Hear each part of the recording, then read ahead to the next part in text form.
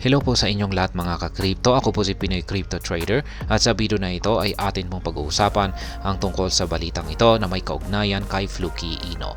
At ayan ang sabi rito ay Fluky Ino roadmap reveals plans for regulated bank accounts. Fluky faces 17% downtrend. Kaya ayan, inilabas na po ng Fluky Ino developers ang kanilang roadmap.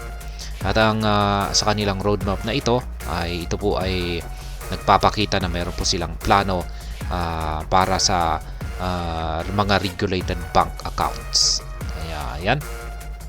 Maliban dito ay si Fluky Ino ay kasalukuyang nakakaharap po ng 17% na downtrend.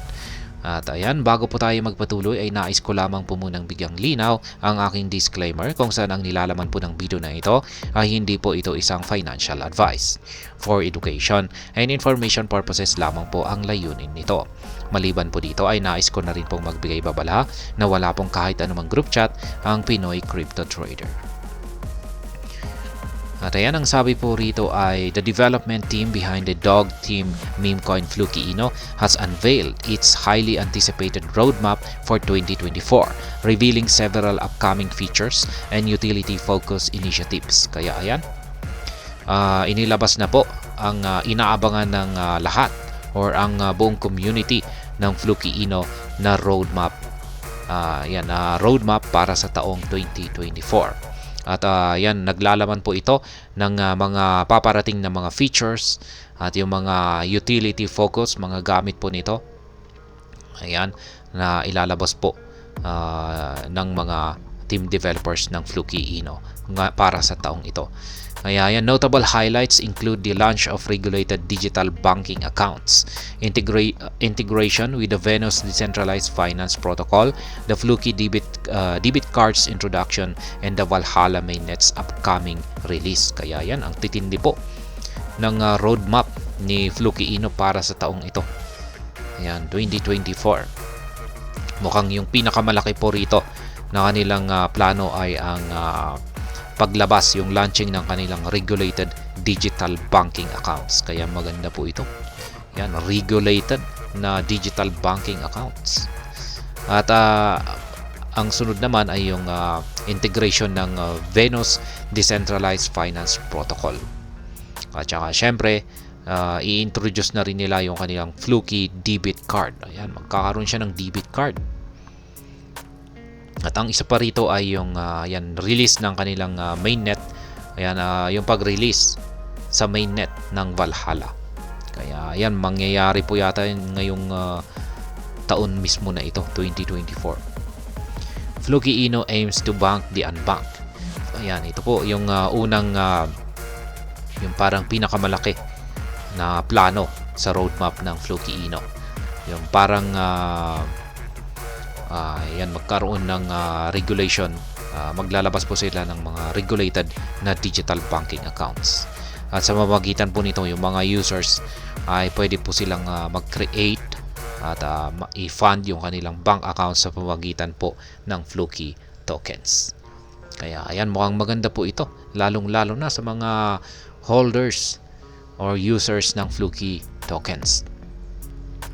In addition, the upcoming launch of Fluky debit cards will allow users to link their digital bank accounts to debit cards, providing a convenient and secure way to spend their Fluky tokens in traditional currencies such as Euro and US dollars. Kaya yan naman po yung pagdating naman po sa Fluky debit cards, kung saan ay yung mga users ay pwede po nilang i-link yung kanilang mga digital bank accounts sa kanilang debit cards. At sa pamamagitan po nito ay mas magiging madali ang pagbili or pag-spend ng Fluky tokens.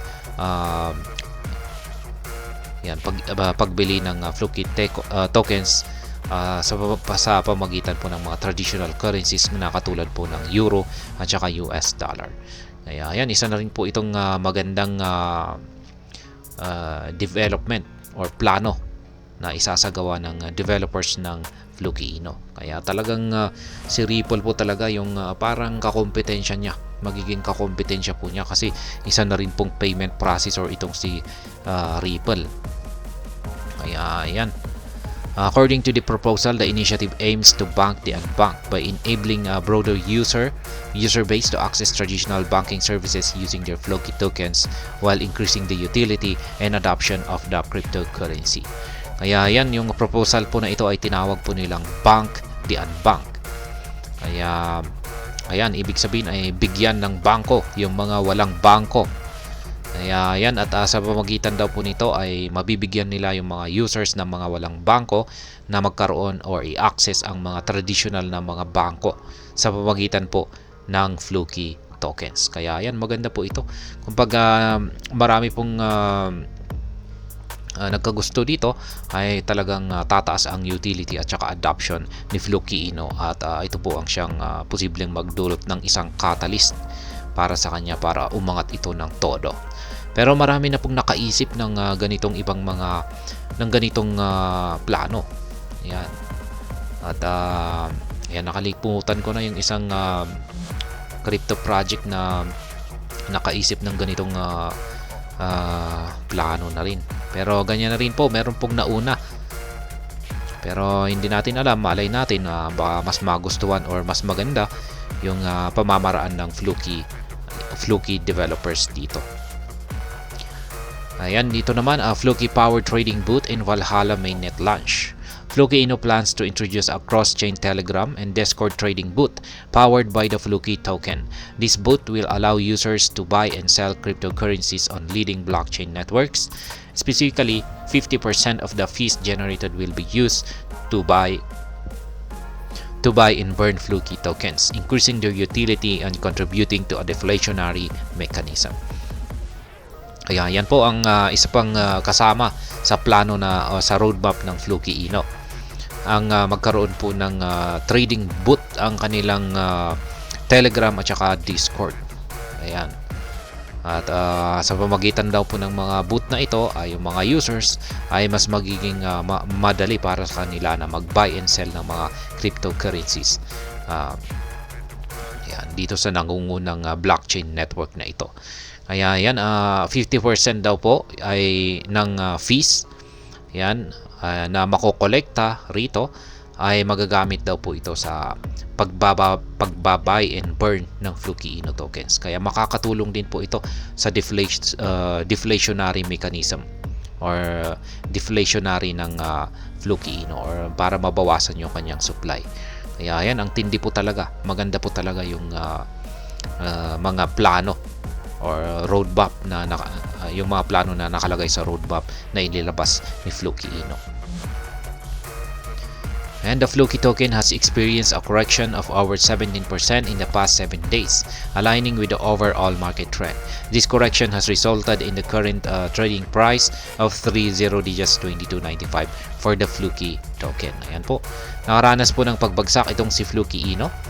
At syempre, yan po ay dulot ng market-wide na correction. Ayan, lahat po kasi ng mga cryptocurrencies ay bumabagsak at nakakaranas ng price correction. Kaya syempre, apektado rin po itong si Floki Ino. Despite the recent downtrend, it is worth noting that Floki has still achieved a remarkable year-to-date gain of 440%. Kaya yan, dapat po nating tandaan na itong si Floki Ino ay nananatili pa rin naman na ang kanyang year-to-date gain ay nasa 440%. Kaya ayan, kung nakapag-invest po tayo or nag-uumpisa po tayo mag-invest dito kay Floki Ino nung mababa po yung presyo nito, ay syempre nananatiling gain pa rin tayo. Ayan, kasi mataas po talaga yung kanyang inakyat at yung kanyang correction na ito ay wala pa dito sa mababang presyo. Kaya yan po talaga ang advantage ng mga early investor. Kaya yan, ang ganda po ng mga inilabas na roadmap dito ng Floki Ino. Ang ganda po ng kanilang mga plano. At yan po ay kanilang isasagawa sa taong 2024. Pero hindi po natin alam kung makukumpleto po nila lahat yan or matatapos lahat nila ngayong taong 2024. Pero pag nangyari po yan ay talagang ito po ang siyang parang magdudulot ng malaking impact po rito kay Floki Ino. Magkakaroon po talaga siya ng matinding adoption. Ayan, maraming gagamit sa kanya, lalong-lalo na yung kanilang plano na bank the unbank. Ayan, yan yung parang pinakamalaking project nila sa kanilang roadmap. At ayan, hanggang dito na lamang po tayo sa video na ito. Sana po ay inyong nagustuhan ang aking paliwanag sa video na ito. Kung inyo po itong nagustuhan, pakiclick lamang po ang like button nito. Para naman po sa mga bago lamang dito, kayo po ay aking inaanyayahan para mag-subscribe. Pakiclick na rin po ang bell icon nito dahil ito po ang siya magsisilbing notification nito sa mga bago kong videos na aking pong ina-upload sa aking YouTube channel na ito. Marami pong salamat sa panunood, ingat po tayo lagi at God bless po sa ating lahat.